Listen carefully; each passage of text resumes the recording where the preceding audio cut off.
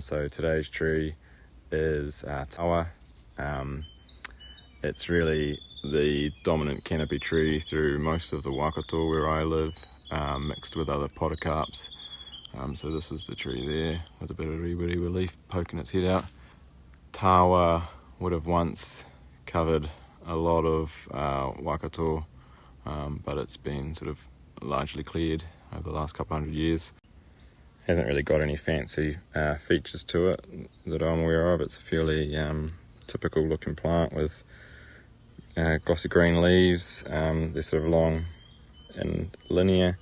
The leaf arrangement is sometimes opposite and sometimes alternate. So alternate being where they come off at different points along the plant. So there's one leaf, there's two leaf, and then right there we've got two leaves coming off at the same point. So that's the opposite leaf arrangement.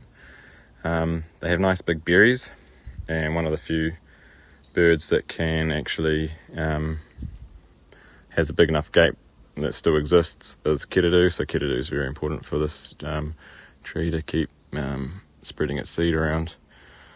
In terms of getting it onto a restoration site, it's quite a sensitive plant, so it needs a fair bit of shelter. So we can't plant it generally with our pioneer planting, our initial planting. We need to save it for some enrichment once there's a canopy already established and a bit of shelter. Yeah, awesome tree. You can see it fills most of this canopy there. It has quite a yellowy colour to it when you look at it from the canopy, but interesting when you look at it sort of in aerial photos, it has a bit of a reddish tinge to it. So yeah, because we can't plant it in the get-go, it's sort of what we call a climax species, where it's what we're ultimately aiming for, is to create, often at least around where I live, trying to create a canopy of tawa with some mixed podocarps